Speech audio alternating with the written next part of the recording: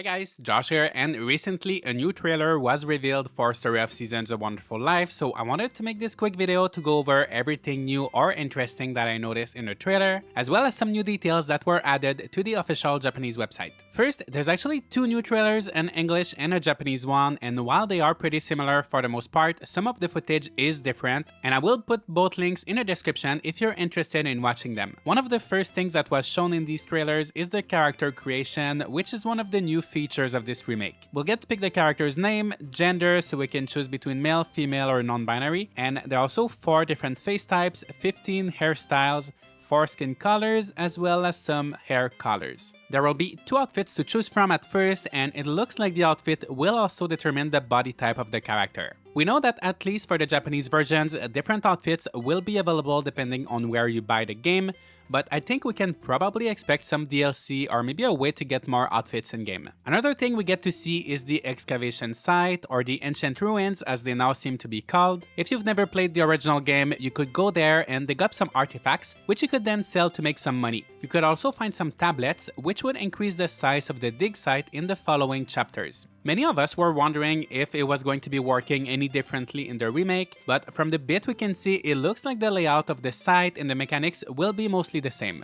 We don't know too much more yet, unfortunately, but I hope to see a wider variety of items to find beyond the tablets and things to sell. Maybe ores that could be used to upgrade tools, artifacts to decorate your house with, or anything that would make digging a little bit more fun and interesting. Let me know what you think and if there is anything you would like to see change with the ancient ruins. Other things I noticed in the trailer are the changes to the farm.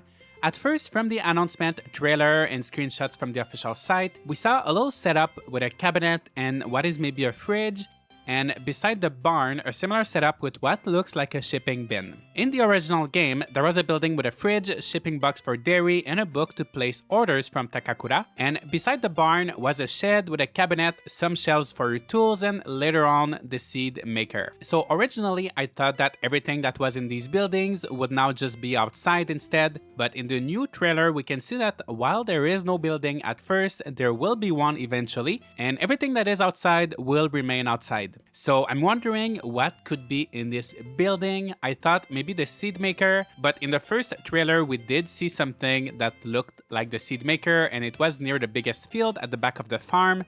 And maybe that wasn't even the seed maker, it could be this one here, but either way, it's also not inside a building. So anyway, there's going to be a ton of makers, boxes, storage options, including this blue box near the house, and I'm looking forward to seeing what all of these will be, and more importantly, what will be in this building. We can also see that the barn doubles in size at one point, and in the original game, there was a food processing room and a milking room that you could build in order to process the dairy items, but I don't remember the barn getting bigger from the exterior. Maybe I'm wrong, but I wonder if this upgrade here is for the milking and processing room, or if it's just maybe for some extra space to get more animals. Inside the house, we can also see a board with some photos above the bed, and even though we already know we will have a camera to take pictures with, it looks like those are from specific life events, and there's a space for 6 photos, and the original game had 6 chapters, so I think there will be 1 photo per chapter. Other than that, we got more footage from the different events and cutscenes, how characters will look as they age, how some will even pass away, like in the original game. We also saw the stall where you can sell your things to villagers walking by, some locations like the interior of the Bluebird, previously known as the Blue Bar, and we also saw a cooking minigame, and I honestly cannot remember if this game was in the original or not, but either way, it looks pretty fun.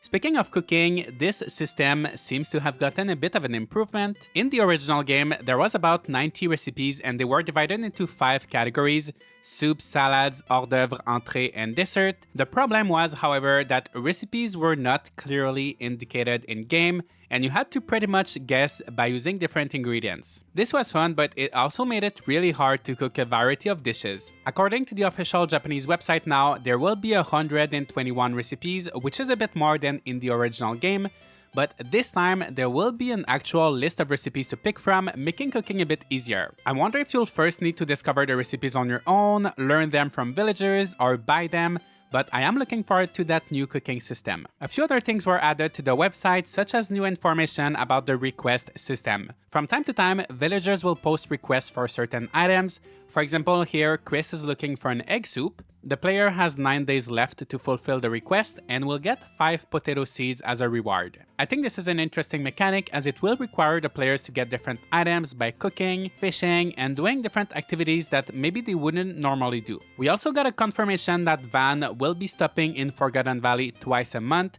just like in the original game, and that you can sell things to him. Since he will only come twice a month, this makes me think that the seasons will probably still be 10 days long like in the original. Going back to the trailer, however, the biggest news we got from it is probably the fact that the game will not only be released for the Nintendo Switch, but also for PlayStation 5, Xbox Series X and S, and Steam. We don't know yet if these versions will come out on the same date as the Switch version in the West, but the trailer says summer 2023, so I think it's safe to assume that even if they don't come out on the same exact date, they shouldn't be more than a few months apart.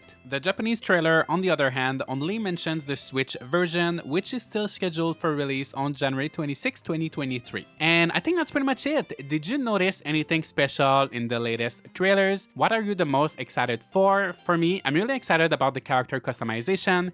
Even though there's not a ton of options, it's still more than in the original game, and I am looking forward to seeing what kind of outfits will be available in-game. Make sure to leave a like and subscribe if you enjoyed this video and you want to see more Story of Seasons content like this, and I'll see you all in the next video.